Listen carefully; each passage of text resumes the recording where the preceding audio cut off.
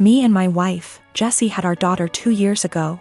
Jessie is a smoker. She doesn't smoke a lot, but she consumes 2/3 a day. She wanted to be the one who got pregnant, and I told her that she couldn't smoke at any point in the pregnancy, and only after our baby stopped breastfeeding, she could start consuming again. She agreed. I'm against smoking. I don't smoke, but it doesn't bother me that much other people smoke, and to my delight. Jessie was never a person who smelled like cigarettes despite being a smoker. The reason I'm against it's that my father died of lung cancer, and guess what? He smoked. When our daughter was born, I managed to stay at home for 1 year and 3 months because it hit the pandemic and home office. So we could both take care of it. Jessie also took advantage of the home office, same company, I'm in a higher position. When our company asked for employees to come back from the home office, we decided that we didn't want to put her in childcare yet, and we decided together that I would come back, and she would quit to stay at home all the time. Currently, we have a fair division of tasks at home. When I get home from work, I take care of our daughter so she can rest, and 2 days a week, part-time, I work at home so as not to overload. I know she stays overwhelmed, but I try to help. Recently, our daughter weaned, and Jessie came to talk to me that she wanted to finally start smoking again. I said that I wouldn't pay for them, but I pay for everything. I even proposed to rearrange my schedule in case she wanted to do some freelancer. She's also a designer. But I wouldn't give her the money. THR cigarettes are my limit. She was annoyed, saying that we agreed on her being SOM and that I would provide financially for the family, including her expenses, and I am going behind our agreed. I never paid back / would pay for a cigarette of hers, and she has known this for years. She's still mad at me, saying I'm using being the breadwinner to not let her smoke and forcing her to look for another way to earn money to buy something she wants. I don't know if I'm wrong, but cigarettes are a choice and a bad addiction. I don't feel comfortable paying for it. Given my family history, I always made it very clear that I would never pay for a cigarette. When we made the decision for her to be SOM, I told her I wouldn't feel right paying for her cigarette, and she reassured me that it was something I wouldn't have to worry about. She does freelance to make some purchases she wants. There are months when we are tighter and we can't do some shopping, so she does freelancing. It's rare, but it happens, and on those days, our daughter stays with me even if it's at my service. I never limited any of her purchases, ever, if not because of tight money. For more extravagant purchases of hers that I can't afford, she freelances and buys. So I suggested she do one a month that covers her entire cigarette stash, and I would help by staying with our daughter. She is not entirely financially dependent on me. When she wants to buy something that I can't afford with our money, she makes a design request. I have 3 children, the oldest being 16M.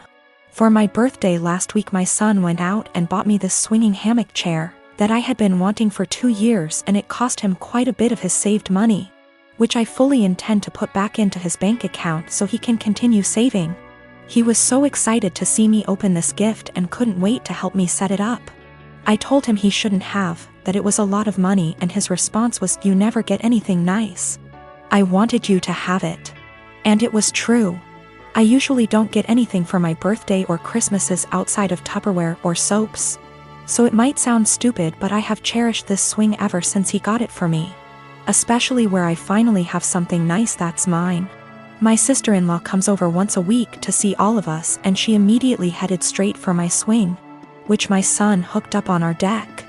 I told her to please not sit on it, and she said, "Is there a weight limit?" So I told her yes, 250 pounds, and I even showed her the box to confirm. She was not upset about this. She just said, "That's a bummer. They need to make something capable of holding us big girls." I simply agreed with her and went about my business. At this point, my husband shows up from work. When I went inside to grab us some drinks, her and my husband are talking on the porch, and not even 5 minutes later I hear a loud crash. I go out, and sure enough, she had sat in my swing, and the crochet netting around the hook snapped on one side, causing her to fall right on her ass. She is sitting there laughing, gets up and says, "I guess I need to learn to listen." So I lost it. As I said above, I literally never get anything nice. Never. This is the one thing that I had that was mine, and it didn't even take someone a freaking week before they ruined it for me. So I said, I literally just told you not even 20 minutes ago that it would not hold you and to please not sit in it. She makes some comment about usually the weight limit is a lie. I thought it would hold. So I said the weight limit probably would have held if you were only 50 pounds heavier than it, not 150. She is 420-ish lbs because she is one of those girls who eat food on camera for money and she absolutely loves her weight. But regardless, instead of apologizing or offering to compensate me for my destroyed item, she has resorted to saying I'm a shitbag for making her feel like her weight is a problem and my husband is on her side. So, my fiancé took up cooking during quarantine. We used to cook little and instead ate a lot out of the house. We could afford it and tended to eat healthy. Of course, we can both cook, but given our busy schedule, it was easier to eat out. Also, to be honest, I don't really like cooking and consider it a chore to be avoided. I love food, but there are other things that I would rather do in my own time. Due to quarantine, my fiancé has decided to cook more and has found that she enjoys it a lot. This is great. I am happy for her that she has discovered something new that brings her joy. Turns out she's pretty good at it too and she cares about learning new skills etc. So I benefited too. I still don't really like cooking myself, as I said, so in exchange for her putting all that effort into cooking, I help her out by paying for takeout in the evenings when she doesn't feel like cooking, and also I do everything else, wash the dishes, clean the table, etc. on the days she cooks. To the best of my knowledge, she agreed that this was an appropriate compromise, and of course, if she felt it was unfair, I would be happy to fill the gap in other ways. But she seemed to enjoy it. As her culinary experiments expanded into baking and became more complex overall, she began to involve me in cooking. I would go into the kitchen to have a drink and check it out and she would say, "Oh, could you help me chop this while I fry this?" Or something like that.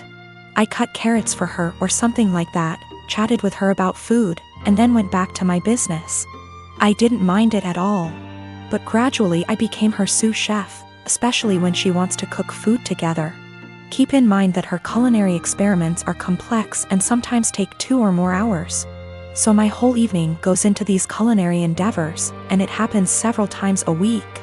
On top of that, she tends to boss me around in the kitchen and can be a little rude. As you can probably guess, we got into a fight over this. I told her that I don't like her attitude in the kitchen when I help and I don't like to cook in general. I would feel better helping her if she wasn't so rude to me.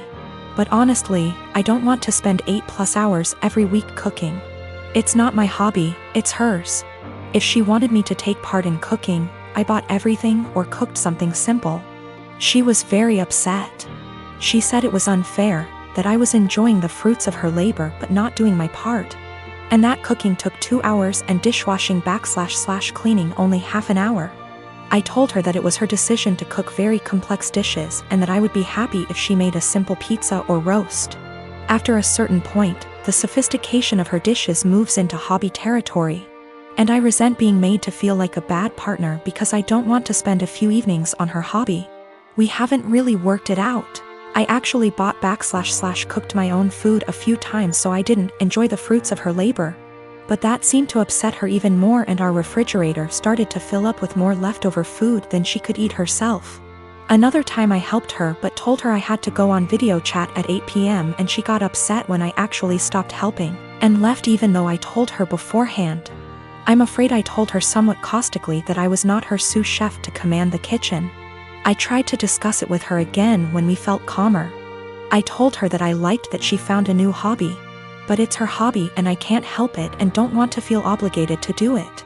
She countered that it was not feminist of me to put the cooking on her and benefit from it without helping her.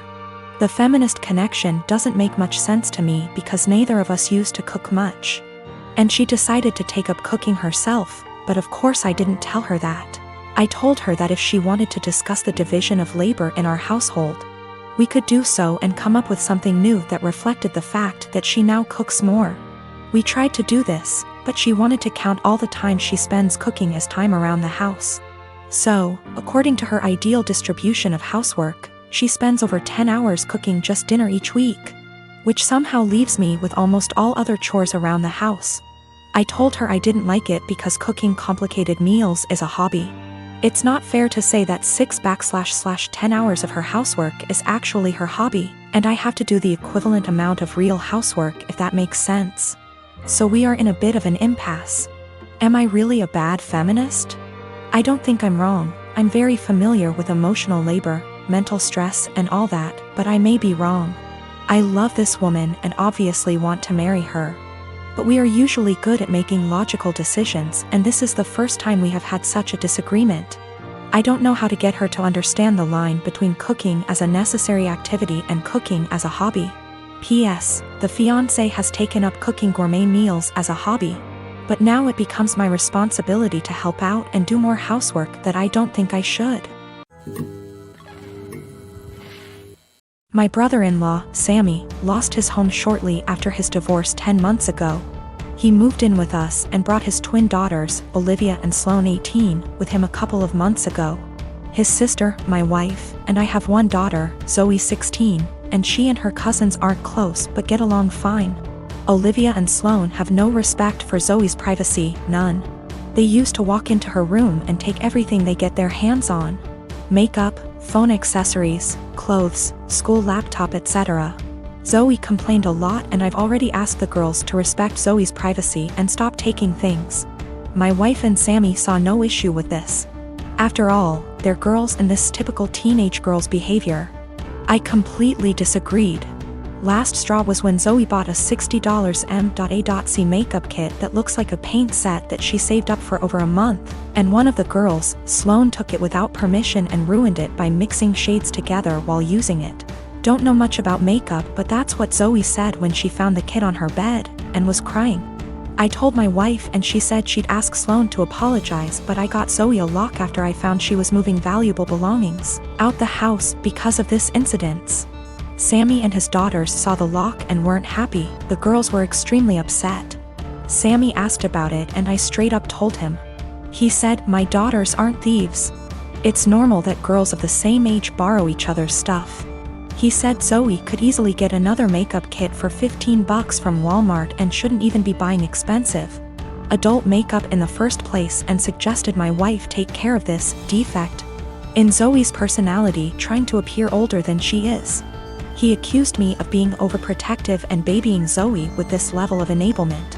I told him this between me and my wife, but she shamed me for putting a lock on Zoe's door for her cousins to see and preventing them from spending time with her, saying I was supposed to treat them like daughters.